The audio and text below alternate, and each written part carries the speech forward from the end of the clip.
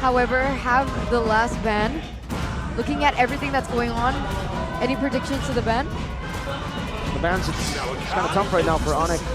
The safe one would just be to take away some of these, I would say, roamers earlier over the Minotaur as well. Technically, they have an Arlet and an Angela, so that's flex too. But they decide to take away the Akai, so already setting up for a possible assassin pick. The Fanny is usually what we, expect after an Akai ban like that, something that can just dive through without the threat of a heavy spin. In Rrq, they have a chance to ban that away as well.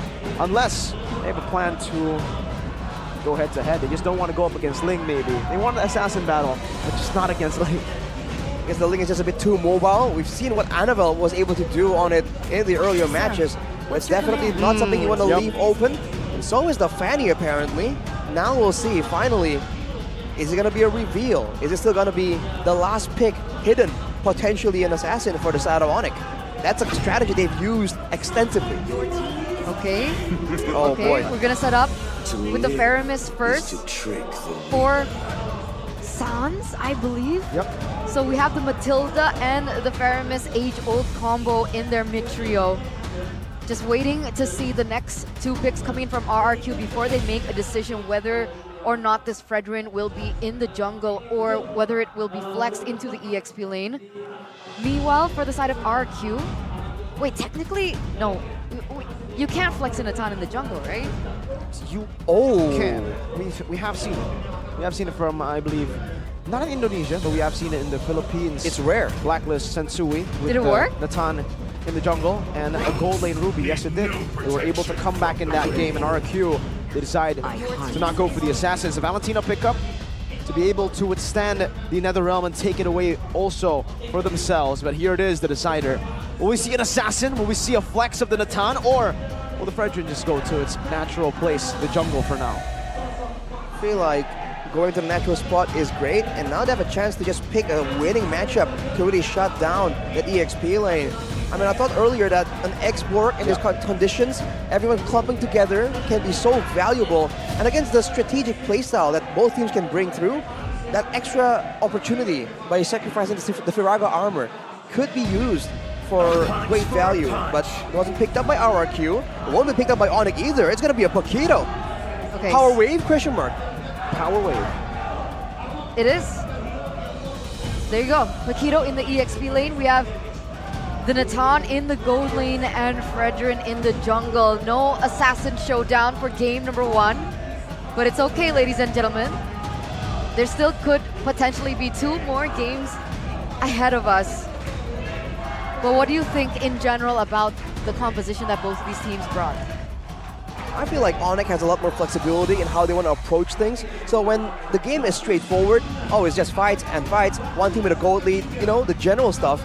I think Rrq still has options and have the Angela playmaking potential. But once it becomes strategic, once you can feint out, once you can flank on the sides, I feel like Onic has ways to do that even better. Because technically Angela does have that potential, but in a 1v1 against the Paquito later on when the Lord fight starts to begin, that's when things get a little bit tricky for Rrq. So with that being said, ladies and gentlemen, let's welcome you to the first game of this Royal Derby in leg number 2. The stakes are ever so high for Rrq. If they don't win this, they will have to swallow the red zone once again as we get into game number 1. Let's go. No assassin battle in game number 1. It's still the utility junglers. But what's interesting is the fact that Rrq have challenged a very, very scary hero that not a lot of teams have let go towards Onic. That Matilda for Keyboy is something that is very, very scary. Definitely something that Keyboy knows how to make the best use of. Looking at the emblems here, Sans and Keyboy going for the full agility Witness Blessing, trying to match the mobility from Rrq.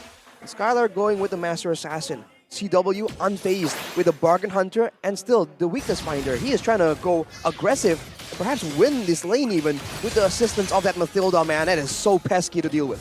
He wants to get that power spike as soon as possible, and technically speaking, their mid trio is still quite strong despite being put against the Valentina and the Angela. The Faramis has good clear, it deals a lot of damage as well. Doesn't necessarily have to be too aggressive in the item builds, but still can dish out the damage. So we'll see. So far, they have been focused on this mid lane. There's still 20 seconds. Oh, he's actually receiving a lot of damage from Clay at the moment. Should be forcing a recall, and that does and should prevent them to go for an engage. Well, Clay is going in for the Quantum Charge, not the Impure Rage we've seen in today's matches. So he'll have a bit more movement speed to play around with. And Kyrie with the Impure Rage as well, he's going to be able to dish out a bit more damage. The overlap, the mana that he's going to get from it will be transformed to healing. So in a sense, it's still a good amount of sustain, but it's not a good all-in option. Well, scary stuff in the mid lane. Brusco, very, very low, forced to pop in regen. Meanwhile, Rrq make their move up top a bit faster. In the bottom lane, CW actually getting better of Skylar there. Irad jumps in with a shield unity, pulled back by the Shadow Stampede, and in the bottom lane, almost a solo kill there. CW tries to dive in. Irad already low. Lutpi looking for a flank as Brusco heals Irad back up.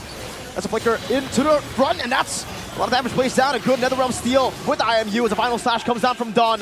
But Rrq will lose out in this neutral objective battle. Lutpi still going on, but wow, an attempt from Irad now knocked up. This might be a bad spot. Shadow Stampede to bring him back in his first blood for Kyrie, and Brusco is caught as well. Has a flicker to get out for a bit, but Kai dashes forward and finds the Appraiser's Wrath. That's technically a 3-4-0 for the Sky Kings in the 3rd minute of the game, and you can already see the confidence seething out of Keyboy with those recalls.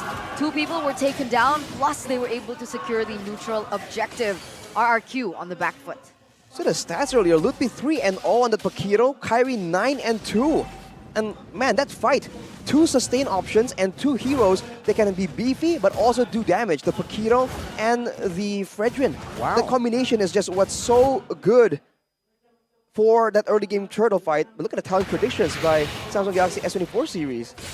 Interesting. The Indonesian desk, all for Rrq if I'm not mistaken there. And Arashi. And Arashi. And me. And Clay. Ooh, still gets out. Luckily, that was so close. Again, right, the damage between Sans and Keyboy is already a force to be reckoned with. They also need to be careful despite them having that regeneration coming in from Brusco. But as it stands, it's a 2K gold lead for the Sky Kings. We'll have to see what Rrq plan on doing, man, because they do have a stronger gold lane, but Clay is just being pressured again and again. Onic knows that with the Angela and the Valentina, they want to exert pressure and maybe try and shut down Sans and keep him from roaming. But that's where the ganks come in, and it's really swinging the balance in favor of Onic. Kyrie's just spamming the Appraiser's Wrath at this point, just trying to get as much poke as possible. Already ahead by 1 level, and even in the bottom lane, this Roger hasn't had the effect that you would expect against the Natan. The lane was interrupted with, especially with Keyboy here, always just in the wings. Whereas Brusco has been more on the mid lane, with the gold lane already swinging in favor of Onic. And with Brusco now leaving the mid lane alone, you have to wonder if Clay is also going to start to feel the pressure. And if that happens, can they still go for a decisive fight in the turtle? Remember, against a Mathilda and a Faramis, tons of sustain. Wait, Arad is 2 levels below of Kyrie. Oh, 2-man final slash on a Keyboy. Still with the guiding win and a retreat by Kyrie.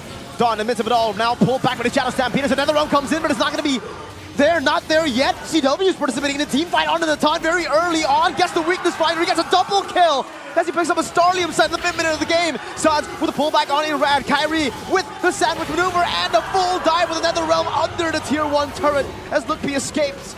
And Onic get an all-out win. It's 5-0 in 5 minutes. They utilized the Netherrealm at the last possible moment to create miscalculation from the side of Rrq. Sure, Rrq was able to get a tower in the bottom side, but that gets instantly traded back with this mid-side turret, and that means that Onic have better control over the jungle as well as the side lanes from the side of Rrq. They're just ruthless with it. And of course, they're trying to bait using the Netherrealm, but it wasn't even required. That's why it wasn't really used in that fight. The fact that Keyboy alone is just managing everything is just so difficult to deal with.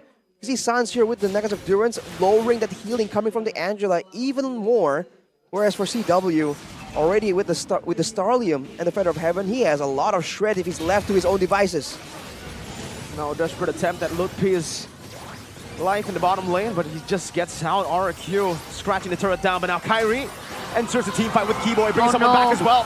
Brusco out of it and gets caught by the circling eagle. Irad with the shield unity to escape. Brusco is down. Another time this game, 2 times. 6-0 start, 3-0 for the Natan that needs to scale. It's a snowballing Natan.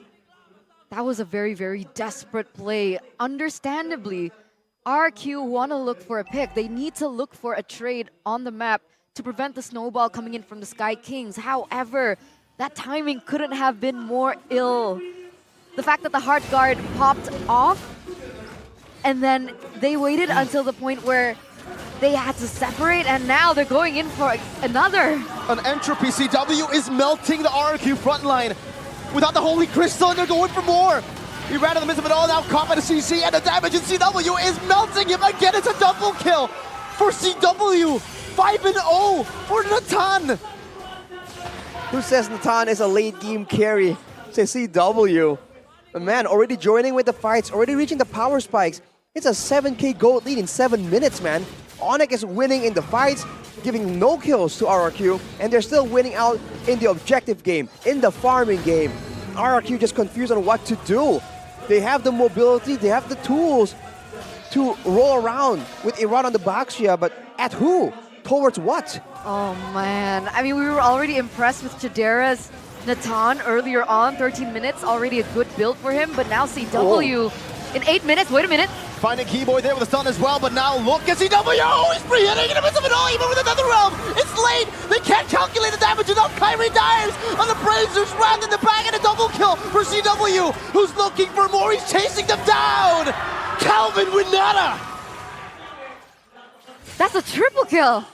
That was a triple kill, nearly a maniac, nearly a savage. Literally only Clay was the one left standing right before that occurred. He was able to secure that Holy Crystal. And again, ladies and gentlemen, it's only been 8 minutes. Exactly. These turrets are falling down like flies and no problem. Absolutely no defense possible, seeing how far behind Rrq is. 11k gold lead for the Kings, the Sky Kings. I don't think I've seen the gold lead spiral out of control that fast. 48 seconds until the Lord is up, and already we're seeing base ending levels of gold difference from Onic. And it doesn't seem like they're going to stop anytime soon. They backed for a bit just to clear their own jungle, and now they're going to be going back into action. Another circling eagle. They can do whatever they want at this point. Clay gets knocked out with no counterplay. Can they end this? Blood Wings, 9th minute, 4th item for CW. He's farming heroes at this point, 8-0-1. Can they get the fastest game? They're on track to do so. What's the fastest game? 10 minutes and 52 seconds. That was Bigatron versus Geek. Well, we'll have to see. With the Lord coming through, it seems like they will go, Onic will go and take the free Lord first, and then go and manage the waves afterwards. And for Rrq, even if they do hold off this assault, they're up against a Natan with a Roger. Oh, the foot is on the other shoe. Right? Rrq, they can't really just wait. Look, he can just walk up like this. It's a 14,000 gold lead in the 10th minute of the game. It's still unfathomable. I mean, 1v4 as well. CW also very casually walking up to 4 members from the side of Rrq with absolutely no fear in his eyes. And look at how much damage he's doing on these turrets. Casually walking up as Skylar almost loses a duel against Lutpi. Man is a menace on this Paquito. But here comes the Lord, here comes Onic. Rrq, can they defend? Trying to beat the record, the Sky Kings this time. 10:50 is the record to beat. Just a few more seconds for that record to go away in this game at least. Kyrie with a taunt forward, only onto Irad. Onic will take it slow. Base turrets all down with the First Lord. Every single one, Keyboy's looking for it. They want to go for the end right here. CW still waiting. Final slash not connected on the CW. Now he goes in for the entropy. My goodness gracious! What an absolute monster! 11 minutes and 4 seconds for Onic to dismantle the Kings of Kings. 10 seconds shy of breaking a new record. Even though they don't break that record, man, they broke the hearts of the kingdom with that first game. absolutely clean, absolutely calculated, no mistakes whatsoever, not giving the Kings of Kings even a fighting chance. What a game by Onic. Man, you can say that again, Eterna. It sure is a very sad sight, especially for the Kingdom, who are really wanting the best for RRQ.